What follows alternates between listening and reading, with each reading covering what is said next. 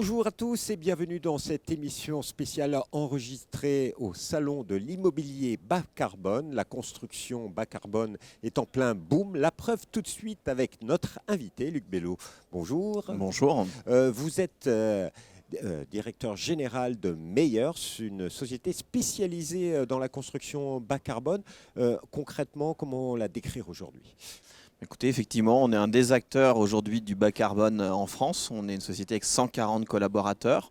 On va de la conception à la construction, en passant par toute la phase d'exécution. On a tous les métiers de l'ingénierie, tous les métiers des bureaux d'études d'environnement. On a les métiers de l'architecture avec une agence dédiée et les métiers de la fabrication, puisqu'on a un outil de fabrication hors site, une des plus grandes chaînes de fabrication hors site de France, qui est installée à la Jeannet à côté de Rennes, et où on construit des modules 2D, 3D biosourcés.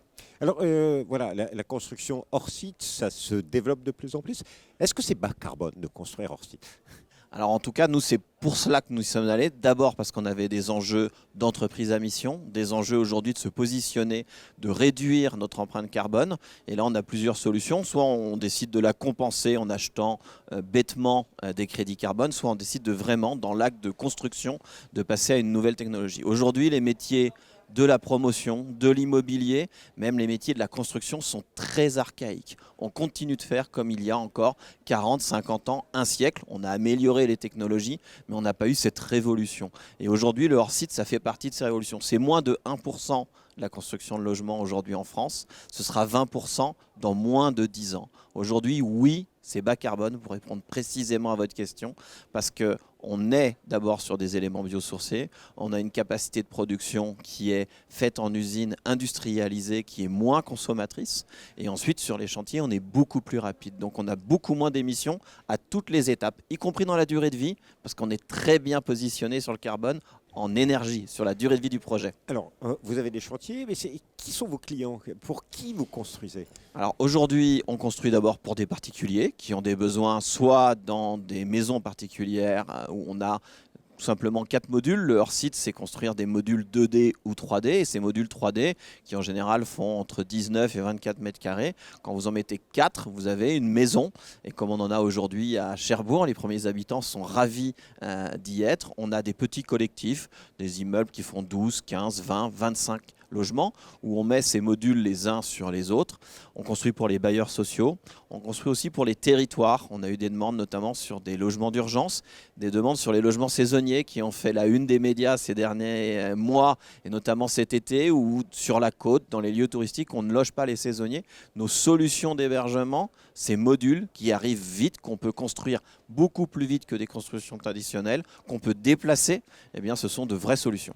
D'une manière générale, comment voyez-vous l'évolution de la construction bas carbone ? Est-ce que tout le monde joue le jeu, que ce soit les clients ? Alors certes, il y a des réglementations, il y a des objectifs, mais est-ce que c'est amené à se développer très rapidement ? Moi, je suis résolument optimiste. On est dans la bonne voie, y compris quand je compare le CIPCA, notre salon de l'année dernière et de cette année. On est un peu sorti de l'incantatoire, on est un peu sorti de la communication, des éléments de langage, et on est en train de rentrer dans le concret. Nous, on l'a vu là, pendant toute la durée du salon.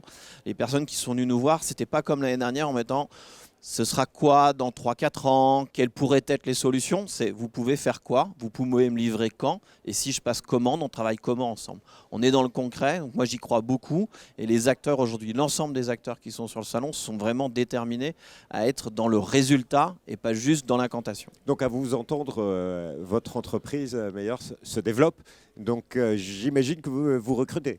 Alors on se développe, on recrute, on est 140 aujourd'hui, on sera certainement entre 800 et 900 collaborateurs dans une dizaine d'années.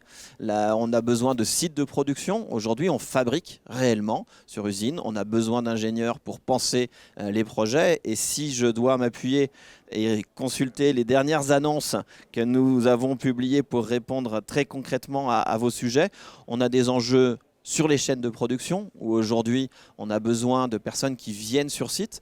Les dernières personnes qu'on a recrutées n'étaient pas forcément issues des compagnons des métiers du bois, menuisiers ou charpentiers, étaient plutôt des personnes qui avaient déjà travaillé sur des chaînes industrielles, et on recrute beaucoup autour des savoir-être, sur une chaîne industrielle, sur un outil qui est extrêmement rigoureux et où nous, on accompagne sur la formation professionnelle. Voilà, c'est ça. Exactement. Parce qu'il y a un vrai besoin en France. Il n'y a pas assez de jeunes qui s'orientent vers ces métiers du bois et pourtant, il y a des belles perspectives.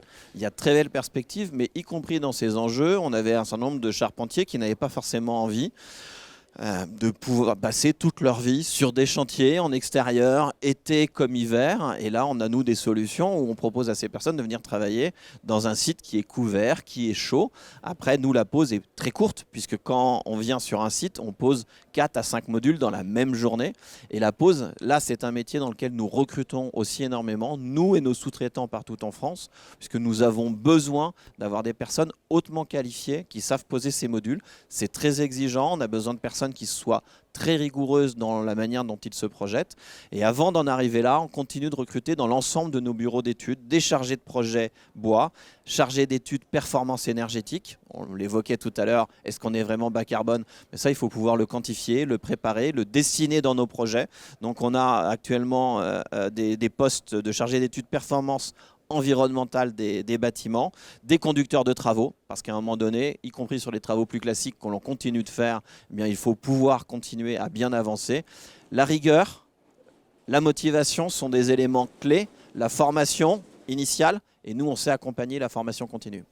Merci beaucoup, Monsieur Belot, pour votre témoignage. Alors, si vous voulez en savoir plus, un site internet www.mayer-buildtech.com.